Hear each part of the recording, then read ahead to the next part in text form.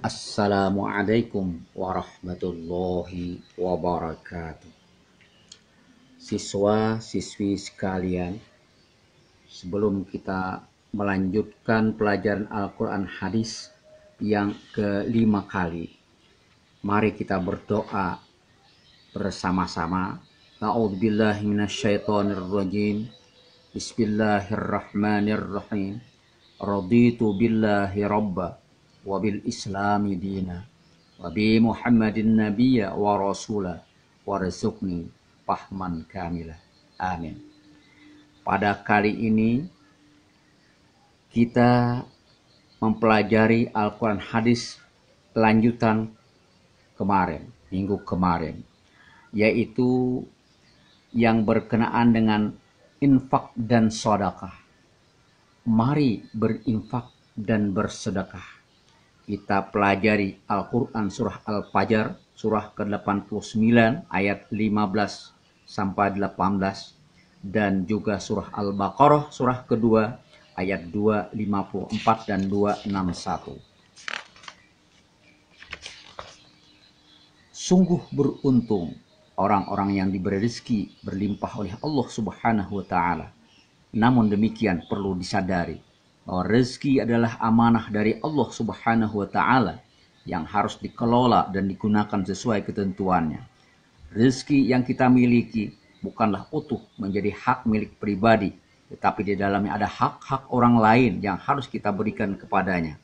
Sebagai orang yang beriman, bagaimana kita bersikap terhadap rezeki? Bagaimana kita memperlakukan rezeki? Dan apa keuntungan bagi orang-orang yang menginfakkan. Dalam bab ini kalian akan mempelajari firman Allah Subhanahu wa Ta'ala, Quran surah Al-Fajr ayat 15 sampai 18 dan surah Al-Baqarah ayat 254 dan 261 tentang infak di jalan Allah Subhanahu wa Ta'ala. Yang pertama isi kandungan Quran surah Al-Fajr ayat 15 sampai 18 sebagai berikut. Namun sebelumnya kita mengetahui pengertian infak dan sedekah. Satu, pengertian infak dan sedekah. Infak berasal dari kata anfaka yunfiku, yang artinya membelanjakan atau membiayai yang berhubungan dengan perintah-perintah Allah.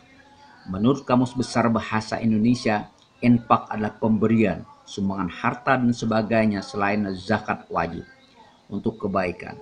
Sedangkan menurut istilah infak adalah mengeluarkan atau memberikan sebagian dari harta atau pendapatan untuk suatu kepentingan yang diperintahkan dalam ajaran Islam. Infak berbeda dengan zakat. Infak tidak mengenal istilah nisab dan jumlah yang ditentukan secara hukum, tetapi sesuai dengan kemampuan masing-masing, dan penerimanya pun tidak ditentukan sebagaimana zakat. Infak dapat diberikan kepada mustahik zakat dan selain mustahik zakat, seperti keluarga dan kerabat, bahkan untuk membiayai kebutuhan diri sendiri. Lebih luas lagi, pengertian sedekah meliputi harta dan jasa, bahkan senyum pun sebagai sedekah. Membuang ranting atau duri dari jalan pun sedekah. Infak dan sedekah hendaklah dengan harta yang baik. Firman Allah surah Al-Baqarah surah kedua ayat 267 sebagai berikut. A'udzubillahi minasyaitonirrajim. Ya ayyuhallazina amanu anfiqu min thayyibat ma kasabatum wa mimma akhrajna lakum minal ardh wa la tattabi'ul khabisa minhu tunfiquna wa lastum bi akhihi illa an tughmidu fi wa'lamu annallaha ghaniyyun hamid. Artinya, hai orang-orang yang beriman, nafkahkanlah di jalan Allah sebagian dari hasil usahamu yang baik-baik dan sebagian dari apa yang kami keluarkan dari bumi untukmu.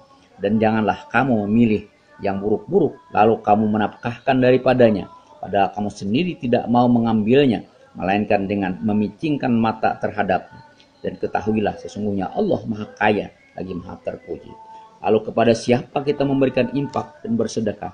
Dalam Quran surah At-Taubah ayat 60 Allah berfirman, innamas shadaqatu lil fuqara wal masakin wal 'amilina 'alaiha wal mu'allafati qulubuhum wa fir riqab wal gharim fi sabilillah wa bis sabil faridatan minallah fariidatun minallah wallahu alimun hakim. Sesungguhnya zakat itu hanyalah untuk orang-orang fakir, orang-orang miskin, pengurus-pengurus zakat, para mu'allaf yang dibujuk hatinya untuk memerdekakan budak, orang-orang yang berhutang untuk jalan Allah, dan untuk mereka yang sedang dalam perjalanan, sebagai suatu ketetapan yang diwajibkan Allah. Allah Maha mengetahui lagi Maha bijaksana. Infak dan sedekah hendaklah dilakukan hanya karena Allah, dan bersedekahlah kepada kami. Sesungguhnya Allah memberi balasan pada orang-orang yang bersedekah. Quran Surah Yusuf ayat 88. Yang kedua, Quran Surah Al-Fajr ayat 15 sampai 18 yang bunyinya, fa'amal insanu iza mabtalahu rabbuhu fa'akram fa na'amahu fa yaqul rabbi akraman wa amma iza mabtalahu faqadara alaihi rizqahu fa yaqul rabbi ahanan kalla bal la tuqrimunal yatim wa la tahaduna ala ta'amil miskin. Maka adapun manusia, apabila Tuhan mengujinya lalu memuliakannya dan memberinya kesenangan, maka dia berkata, Tuhanku telah memuliakanku. Namun apabila Tuhan mengujinya lalu membatasi rezekinya, maka dia berkata, Tuhanku telah menghinaku. Sekali-kali tidak. Bahkan kamu tidak memuliakan anak yatim, dan kamu tidak saling mengajak memberi makan orang miskin. Penjelasan ayat Surah Al-Fajr ayat 15 sampai 16 dijelaskan bahwa kecenderungan manusia merasa mulia dengan rezeki yang diberikan Allah Subhanahu wa taala, padahal tidaklah demikian. Sesungguhnya harta itu hanyalah ujian dan cobaan bagi mereka.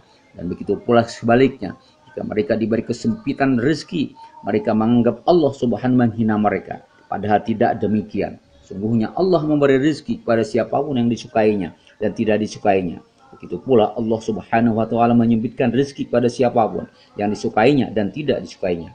Dalam menghadapi dua kondisi seperti itu, hendaklah manusia hanya bergantung kepada Allah. Jika diberi keluasan rezeki, hendaklah ia bersyukur, dan jika dalam kesempitan rezeki, hendaklah ia bersabar tanpa menyalahkan siapapun. Selanjutnya dalam Quran Surah Al-Fajr 17 dan 18, Allah Subhanahu wa taala mengisyaratkan agar manusia memuliakan, menyayangi anak yatim, memperlakukan mereka dengan baik, sebagaimana dalam hadis riwayat Ibnu Majah dari Abi Hurairah, Rasulullah bersabda, baik-baik rumah seorang muslim adalah rumah yang di dalamnya ada anak yatim yang diasuh dengan baik. Seburuk-buruk rumah orang Islam yang di dalamnya ada anak yatim yang diperlakukan dengan jahat. Betapa mulianya orang-orang yang menyayangi anak yatim. Kelak mereka akan berdampingan bersama Rasulullah Sallallahu Alaihi Wasallam. Rasulullah Sallallahu Alaihi Wasallam bersabda dalam hadis riwayat Bukhari dari Abu Sahal bin Sa'ad, aku dan orang-orang yang memelihara anak yatim berada di surga seperti ini. Beliau menunjukkan jari telunjuk dan jari tengah serta merenggangkan keduanya. Selanjutnya dalam Quran Surah Fajr ayat 18, Allah Subhanahu wa taala memperingatkan agar manusia saling menyeru, saling mengingatkan untuk menyeru memberi makan orang miskin, orang-orang yang tidak menyantuni anak yatim, dan tidak menyeru memberi makan orang miskin, termasuk pendusta agama. Allah berfirman surah Al-Ma'un, ara'aital ladzi yukadzibu biddin, tahukah kamu orang yang mendustakan agama? Fadzalika alladzi yad'ul yatim, itulah orang yang menghardik anak yatim. Wala yahuddu ala ta'amil miskin, dan tidak menganjurkan memberi makan orang miskin.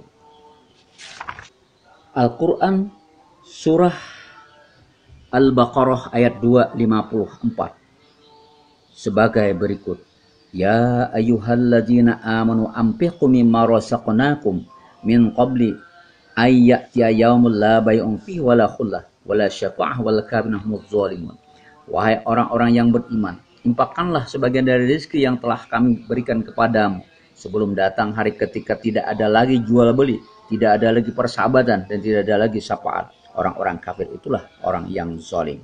Penjelasannya, dalam ayat ini Allah berfirman menyeru orang-orang yang beriman agar menafkahkan hartanya, baik sedekah yang wajib, zakat, maupun sedekah yang sunnah. Dan hendaknya bersegera untuk menafkahkan sebagian rezeki yang Allah Subhanahu wa taala karuniakan sebelum datangnya hari kiamat.